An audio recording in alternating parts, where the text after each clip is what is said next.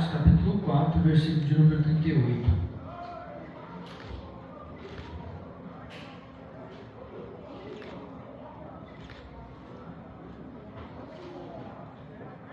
Amém, irmãos? Acharam?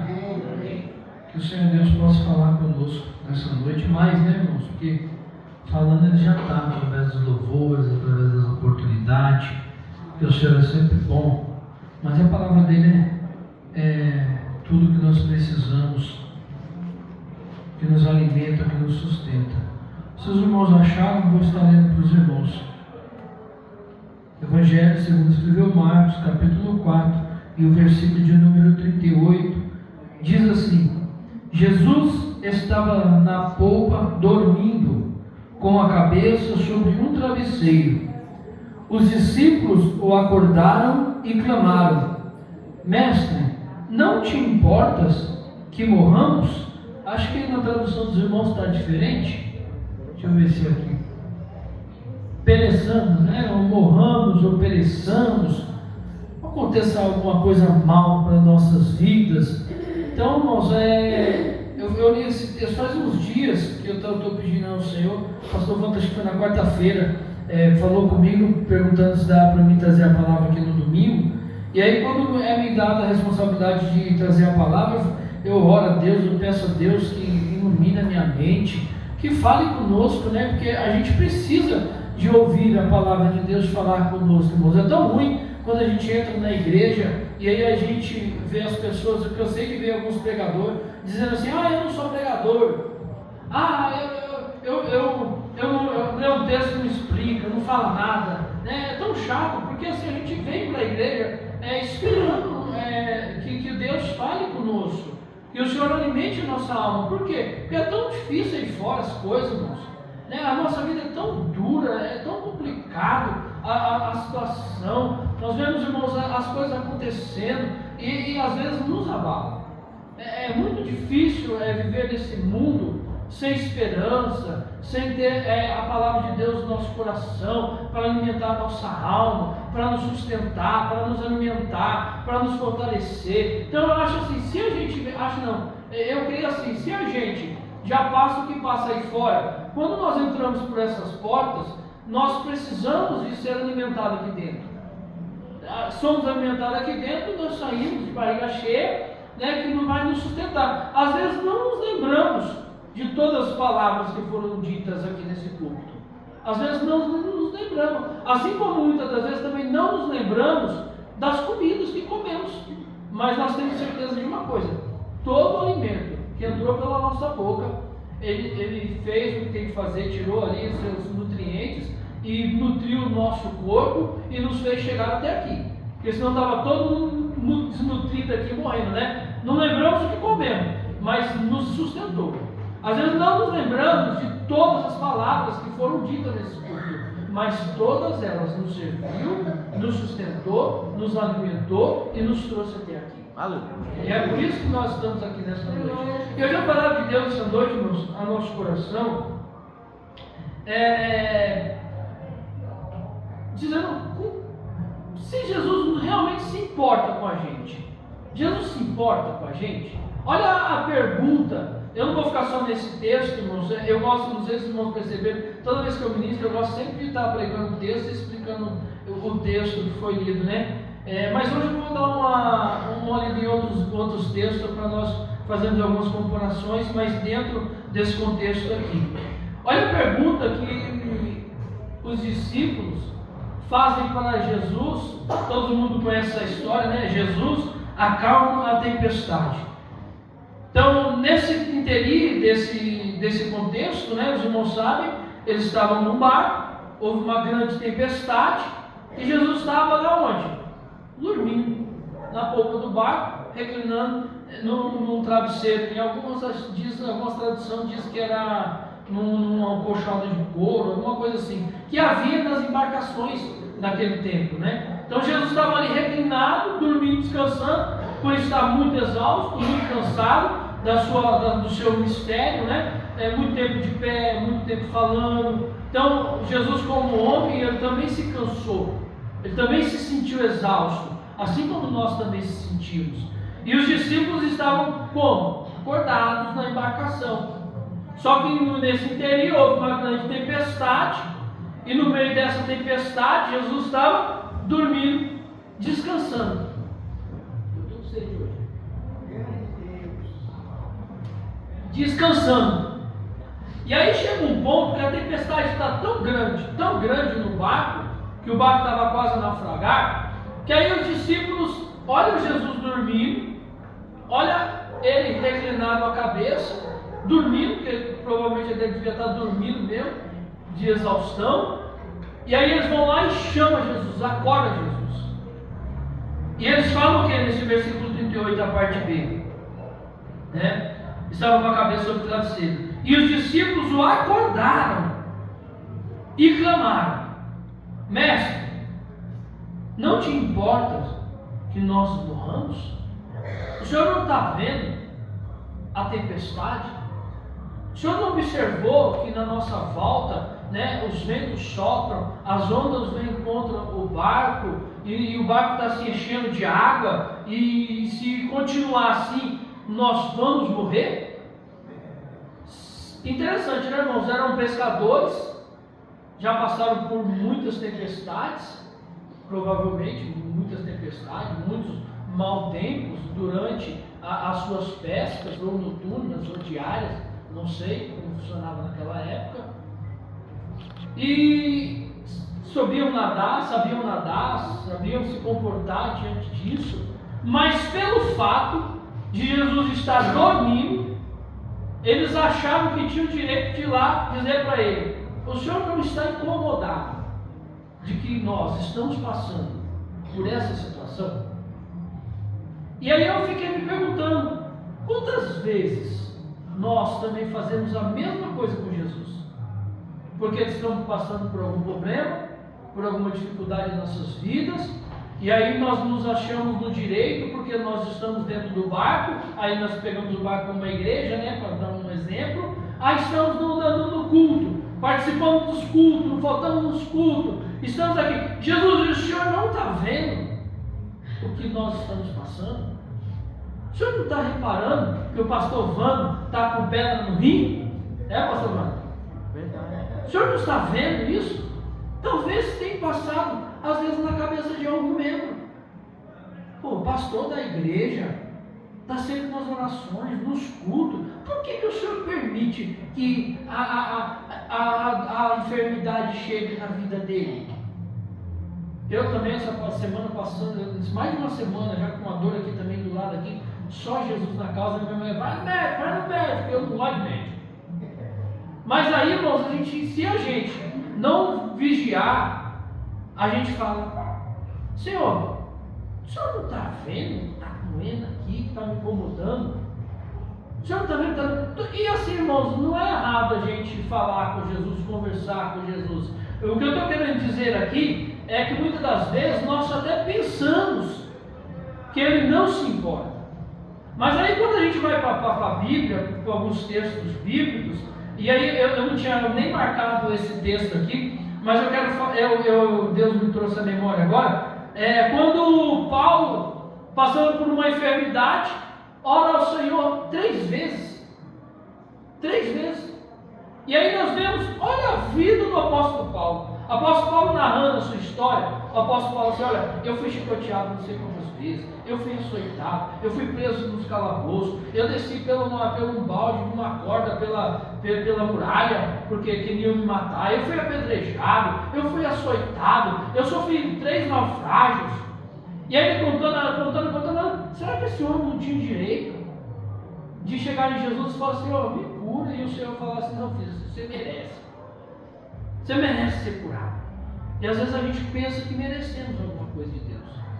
E às vezes nós pensamos por quê? Porque nós não entendemos os propósitos ao qual nós passamos as coisas em nossas vidas e o que Deus tem para nós.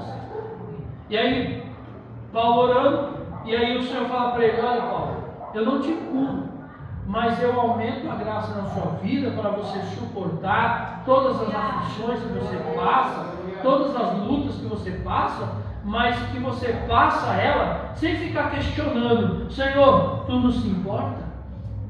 O senhor não está vendo? O senhor não observou que a situação não está boa? E aí, irmãos, eu vejo a vida de Paulo, e Paulo chega no fim da sua carreira, no livro de Timóteo, dizendo assim: olha, combati o bom combate. Combati o bom combate. Eu acabo a minha carreira e eu guardo a minha fé.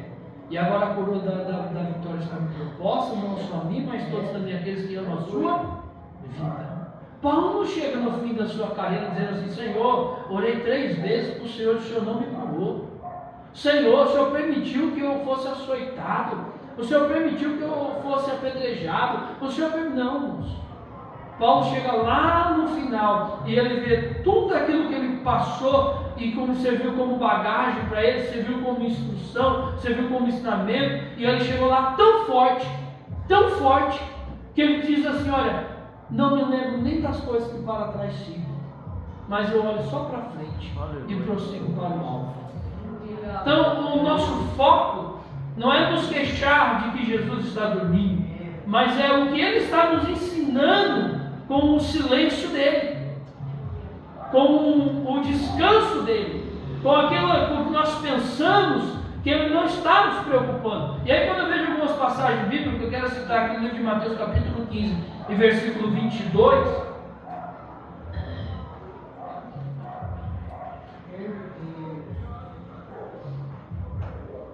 que vai narrar a história da mulher cananeia. E aí diz assim: olha, esse foi a mulher cananeia, capítulo 22, 15, 22 de Mateus. Esse foi uma mulher cananeia que saída daquelas cercanias, ou daqueles arredores, clamou dizendo: Senhor, filho de Davi, tem misericórdia de mim, que a minha filha está miseravelmente endemoniada. Sai aquela mulher, irmãos, imagina, olha o problema, irmãos, quem tem filho aqui, levanta a mão. Quem tem filho aqui? A maioria, né?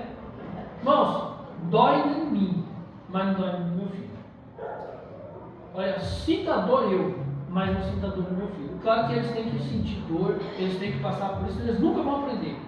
Mas ver o seu filho doente, você dá vontade de arrancar, pegar e colocar no fundo, Senhor, tira dele, põe em mim, eu aguento. A gente não faz isso, irmãos? Imagine aquela mulher, irmãos, desespero daquela mulher, vendo a única esperança da vida dela, aquele homem que está no barco dormindo. Não é nesse contexto aqui, mas para nós entendermos. Chega até Jesus e diz: Senhor, tem misericórdia de mim, implorando para ser ouvida, implorando para ser observada, implorando para Jesus olhar para ela e dar um mínimo de atenção. Jesus, filho, tem de misericórdia de mim. Olha, Senhor, para mim. Observa o meu sofrimento. O que está acontecendo, Senhor? A minha filha está miseravelmente endemoniada. E não tem jeito. Não tem cura. Não tem santo, não tem fulano, não tem ciclano, não tem médico, não tem ninguém que resolva a minha situação. Só o Senhor pode resolver a minha situação. Por isso eu estou implorando: tem de misericórdia de mim da minha filha. Eu fico imaginando aquela mulher, irmãos. Olha, é coisa extraordinária. Tem de misericórdia. E aí, irmãos, a gente pensa: bom, Jesus agora vai acordar e vai fazer igual fez no barco, vai acalmar a tempestade e vai estar tudo resolvido. Mas aí o que acontece com aquela mulher cananeia? Jesus pega e fala assim: olha, filha, não é lícito, eu vim para as ovelhas perdidas de Israel, não é lícito tirar os pães deles e lançar para os cachorrinhos. Na cabeça de qualquer um, o que aconteceria? Vim aqui me humilhar, vim aqui implorar, vim aqui pedir socorro, vim pedir para ser vista, e esse homem me dá uma palavra dura dessa. Jesus me dá uma palavra dura dessa, que eu sou uma cachorrinha cananeia, eu sou cananeia, eu não tenho direito de participar. Ela podia fazer o que, irmãos? Fica dormindo. Não preciso. Vou continuar com o meu sofrimento. Então tem coisas que Jesus faz nas nossas vidas, irmãos, que a gente não consegue entender no momento às vezes. Aquela mulher, eu não acredito que aquela mulher entendeu direito. Só que acontece coisa extraordinária, assim, que ela, eu acredito que Deus faz, eu tenho certeza, Deus faz as coisas às vezes, irmãos, para admirar as pessoas que estão ao redor, para admirar a gente mesmo, não da parte de admiração assim, parte de a gente tentar compreender, ficar admirado com as coisas que Deus são maravilhosas, e os pensamentos deles são extraordinários, como ele fez com aquela mulher, com aquele homem centurião. Vem para o povo de Israel, e o povo de Israel não acredita, não recebe, mas aí aquele centurião vem para ele, e ele fala assim: olha, nem em Israel achei tamanha fé, mas nesse gentil encontrei fé. Imagina, irmãos, não é coisa, vai, quando você creu, assim acontece. Quando ele vai, o criado dele está curado. E a gente vai entender um negócio desse. E aquela mulher, irmãos, podia fazer o que for, mas ela agiu de uma forma totalmente diferente. Ela falou assim: Senhor, mas tá bom, mas os cachorrinhos também comem das migalhas que caem da mesa do seu Senhor. Aí Jesus: opa, eu tenho que tratar diferente. Eu tenho que, se você queria ser vista, se você queria que eu levantasse e acalmasse a tempestade, se você queria chamar minha atenção, olha, filho, grande é a sua fé. Imagine as pessoas que estavam em volta de Jesus, muitos com muitos problemas. Não tinha todo mundo ali sem problema nenhum. Tinha muita gente cheia de problema. E aquela mulher com um problema muito grande. Só que a ação, a atitude, o comportamento fez com que as coisas voltassem para ela. Fez com que Jesus olhasse para ela de um outro ângulo e curasse a filha dela. E aí quando ela vai, a filha dela está curada. Talvez ela podia ter ficado assim, né? Senhor, tu não está vendo que eu estou aqui implorando? O Senhor não está vendo aqui que eu estou aqui, pedindo misericórdia? O Senhor não vai ter misericórdia. E além disso, o Senhor vem com uma palavra dura. Não, ela tem um comportamento diferente, uma conduta diferente. Talvez uma conduta diferente até de muitos judeus. Como o próprio Jesus ele disse desse centurião, sobre a fé, que ele como gentil tinha mais fé do que o povo dele, judeu. E é o que nós aprendemos. Deus responde à fé sincera dessa mulher. Aleluia. E ele mostra também que a salvação é para todos. Abrangia tanto o povo judeu como o povo gentil. Isso nós vamos ver, e nós está indo no fruto, né? Que somos eu e você, sou eu e vocês, fruto dessa salvação tão grande, salvação que nos alcançou. E aí tem outro texto, capítulo 17, 13 de Lucas, que vai falar dos 10 leprosos.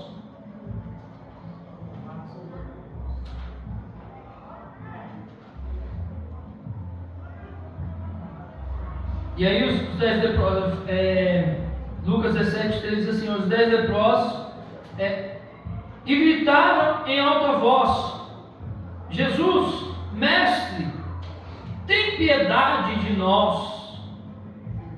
Tem piedade de nós. Mesma coisa, a mulher gritou misericórdia, né?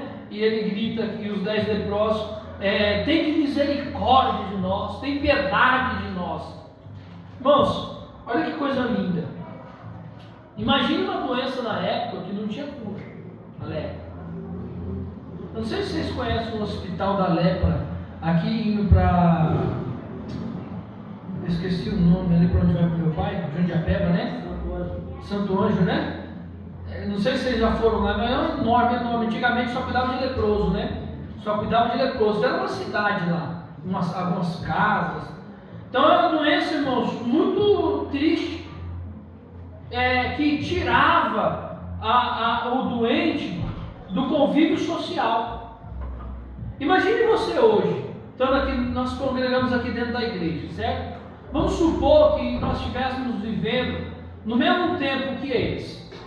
E aí daqui a pouco, nosso irmão ali aparece uma mancha, dá uma lepra, e aí ele é habitualizado a congregar com os irmãos, a participar com os irmãos, a receber os seus filhos, estar com a sua esposa em casa, convívio, trabalho. E aí de um dia para outro, isso é arrancado dele, é tirado. Não pode mais, tem que se afastar, tem que ficar longe da sociedade, da família, tem que ficar longe de tudo, excluído de tudo e de todos.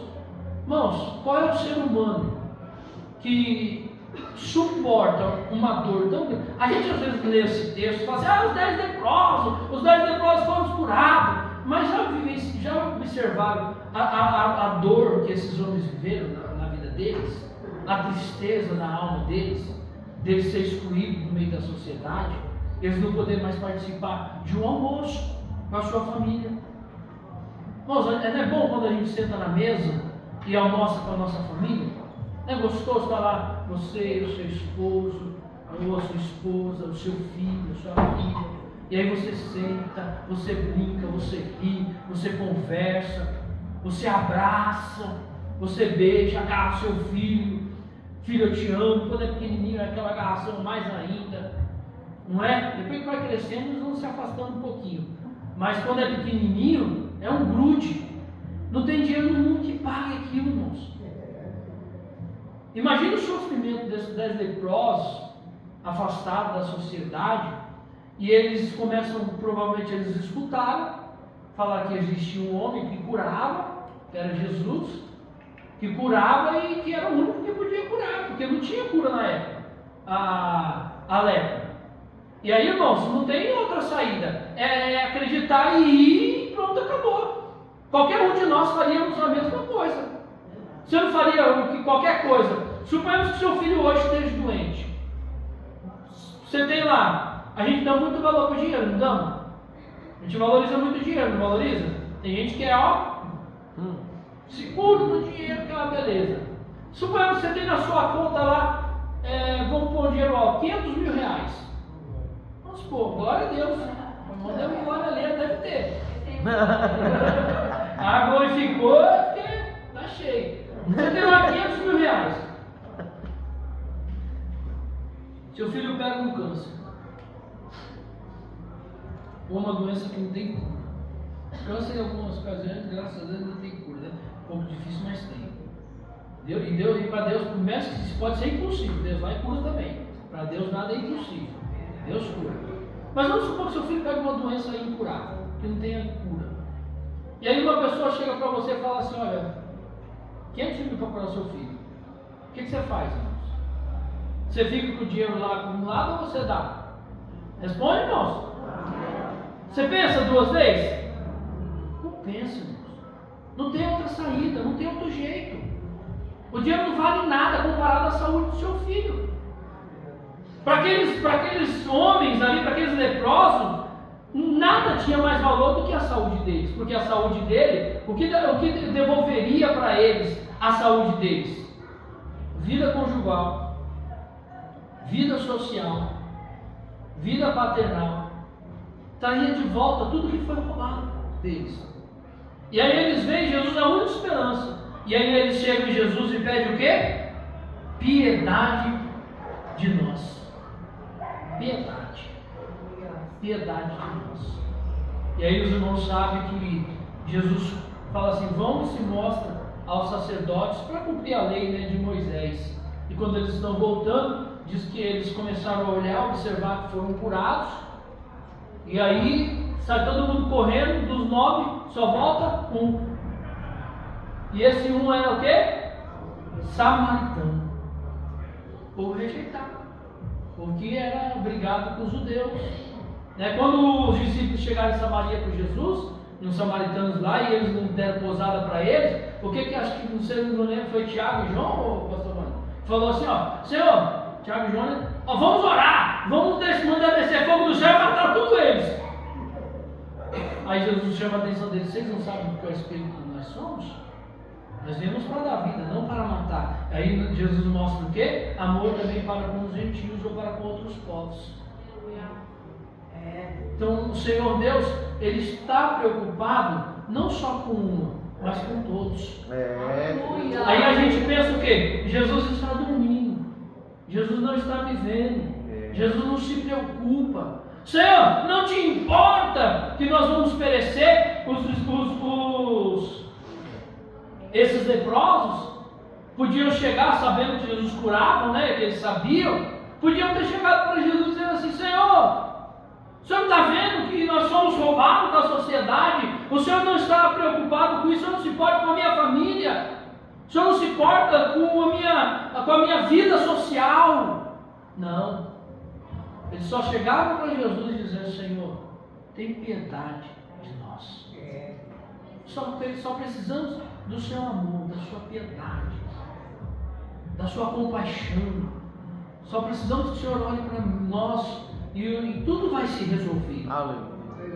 E a gente, irmãos, fica muitas vezes preocupado com tantas coisas, achando que as coisas vão desandar, achando que as coisas vão fugir do nosso controle. Irmãos, as coisas nunca vão fugir do controle de Deus.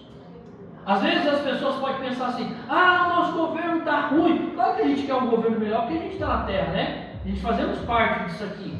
Então a gente quer ter um governo bom, que cuide do povo, cuide da sociedade, cuide da humanidade, cuide da nossa saúde, cuide da nossa segurança. E às vezes a gente fica nervoso. Ah, por que Deus não mata? Tem crente que ora para matar.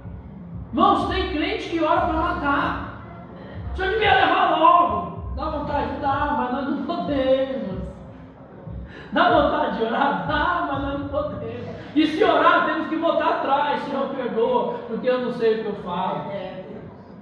E a gente fala muita bobeira, principalmente quando nós estamos irados.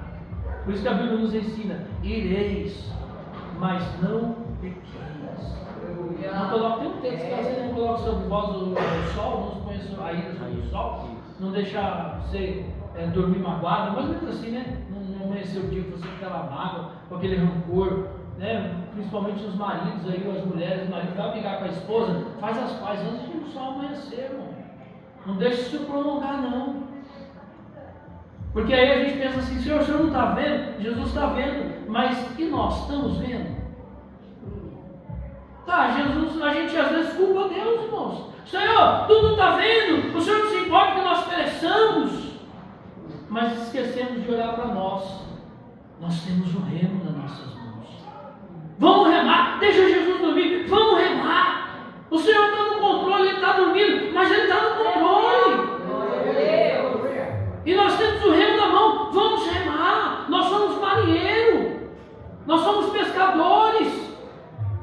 Vamos içar as velas, o vento está soprando.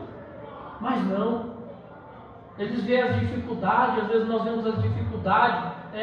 O marido briga com a mulher, de vez de ir lá: me perdoa. Não, foi você que foi o culpado. Não, foi você que foi o culpado. Aí depois vem os dois na igreja: Senhor, tu não está vendo? Jesus está vendo tudo, irmãos. Jesus vê todas as coisas. Nada foge do controle de Deus. Aleluia. O Senhor está vendo cada um de nós. O Senhor ama cada um de nós igual. O Senhor se preocupa com cada um da gente. Ele conta aquela passagem das ovelhas perdidas, né? Ele te fala o que? Olha, deixa as 99 e vai de encontro aqui se perder. Por quê? Porque ele não vai deixar a ovelha dele perdida. Ele vai atrás.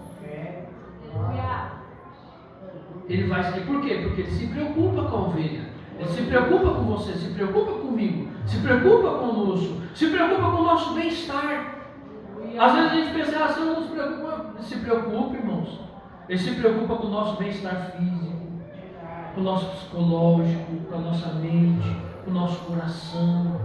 Se preocupa com todas essas coisas. É nós que temos que aprender a lidar com tudo isso. E às vezes Deus permite que essas situações aconteçam em nossas vidas, justamente para nós evoluirmos. Hoje foi ontem que eu estava conversando com a minha esposa. A gente falou: já passamos por cada um. Jesus amado, que tem coisa assim, irmãos, que a gente ia passando, que a nossa alma vai ser do arco da véia. Passando coisa do arco da véia. Meu Deus do céu! Mas aí a gente chega, depois que passa tudo isso, a gente fala assim, mas como nós crescemos como ser humano? Irmãos, cada ano que passa, eu já falei isso aqui uma vez, cada tempo que passa é igual aos discípulos. Discípulos no começo do ministério de Jesus, Senhor, não te importas que nós pereçamos? Senhor, manda fogo do céu e mata. Jesus, não está vendo aqueles lá? Eles estão expulsando demônio, mas não seguem. Vamos lá e vamos proibir. Olha o comportamento. Mas aí, irmãos, Jesus vai ensinando. Ó, quem é o maior? Não, eu sou maior, nós temos outro é maior. Não, Jesus, deixa eu sentar do lado direito, o outro da sua esquerda. Olha a confusão, irmãos. Olha a loucura. Sem entendimento. E aí Jesus fala, vocês vão entender. Eu vou ir para o Pai, mas eu vou deixar o conselheiro para vocês. E vocês vão entender. E o Espírito Santo de Deus vos fará lembrar de todas essas coisas. E aí eles foram amadurecendo. E nós vemos no que eles se tornaram.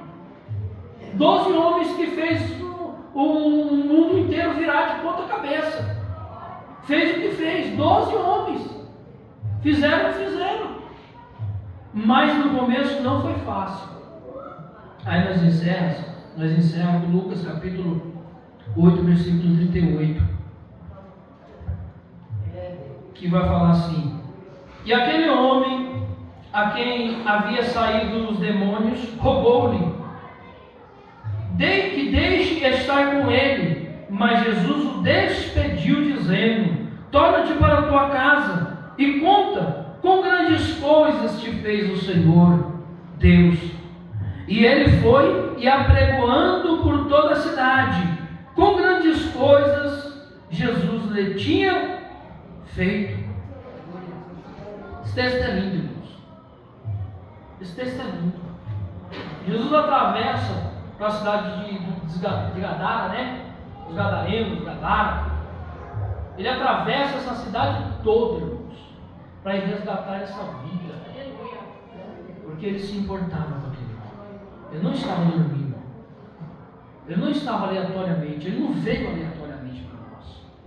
Ele atravessa a cidade toda. E aí diz o texto, irmãos, que esse rapaz endemoniado vivia sem roupa no meio dos sepulcros. E se tentavam acorrentar ele, não conseguia ter convívio dentro da sua família, não tinha convívio com sociedade. Foi roubado dele a história dele.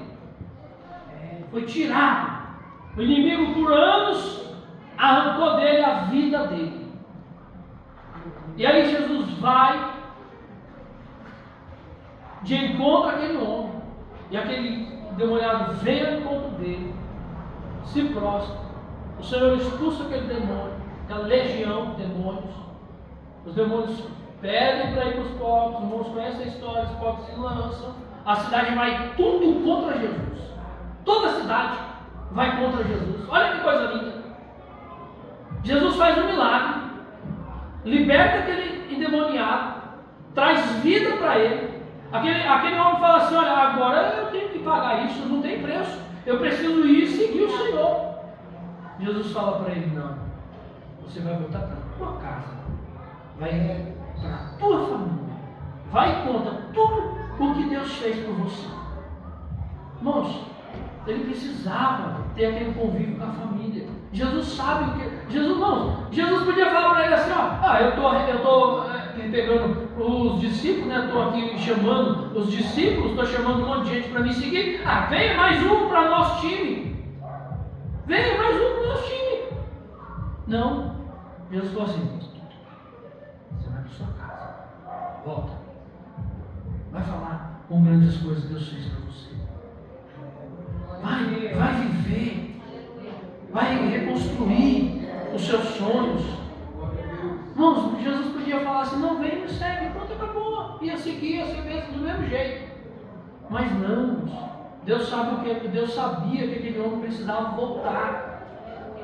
Deus sabia, Jesus sabia que aquele homem precisava voltar para sua casa, para sua família, para o seu convívio, para reconquistar tudo que tinha perdido, para viver.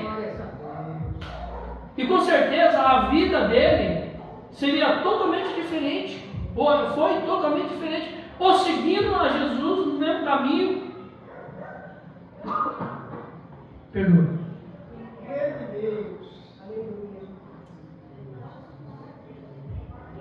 Ou seguindo Jesus, ou voltando para casa, o milagre foi o mesmo.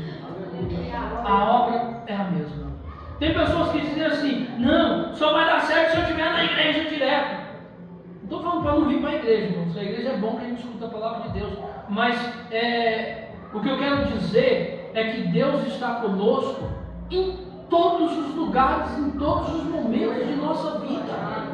Não é no mar dormindo, não é só atravessando o mar, não é só na hora difícil, não é só na hora boa.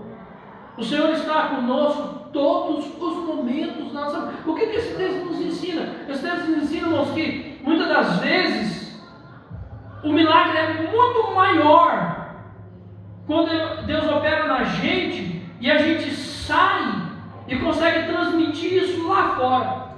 Nós vemos isso na mulher do poço de Jacó, no poço. Aquela mulher rejeitada, aquela mulher que ia próximo do meio-dia para não ser vista, uma mulher que era rejeitada, amigada, né? morava com o marido, uma bagunça, a vida uma bagunça. E aí nós vemos que aqui, depois do encontro com Jesus, Jesus não falou para ela assim: ó, vem e me segue. Jesus somente fez a obra maravilhosa na vida dela. E aí aquela mulher por si própria foi e deu muitos frutos. Porque aí diz o texto que toda a cidade creu, não só porque ela falava, mas porque eles vieram, porque ela falou, e depois eles viram com os próprios olhos as grandezas de Deus. Então, irmãos, o que nós aprendemos nesse texto do demoniado gadareno? Que o Senhor devolve tudo o que se havia perdido. Por quê? Porque o Senhor não está dormindo. E aí nós temos um texto que diz assim: olha, eis que não dorme o guarda de Israel. O Senhor está muito atento a cada um de nós. Não duvide do Senhor, não duvide das grandezas de Deus sobre a tua vida, não duvide do amor de Deus para com a sua vida. Senhor, mas o meu filho, o Senhor está vendo? Está vendo sim. O Senhor está vendo tudo. Eis que os olhos do Senhor são como chamas de fogo. Nada passa desapercebido diante do Senhor. E aí no Salmo 139 Davi diz assim: Senhor, tu me sondas. O que é me sondas? O Senhor me averigua. O Senhor sabe tudo o que passa dentro de mim. O Senhor sabe quando eu me sento, quando eu deito, e o Senhor sabe quando eu me levanto. O Senhor sabe de todo o meu caminho. Então o Senhor está no barco, está com a cabeça, está descansando o corpo físico, porque o nosso Deus não dorme. E quando, irmãos, na hora certa acontecer, e vai acontecer em nossas vidas, o Senhor só vai levantar e vai dizer: aquieta-te vento, acalma-te mar. E aí vai se fazer bonança. Aí você vai falar assim: não precisava nem ter acordado Jesus, era só crer, era só confiar na palavra dele, era só acreditar. E aí a bênção é grande em nossas vidas, irmãos. Amém? Eu quero agradecer mais uma vez a oportunidade, quero agradecer ao pastor Mano, aos irmãos que sempre nos recebem com muito carinho. Agradeço a oportunidade e as palmas exaltam o nome do Senhor. Amém?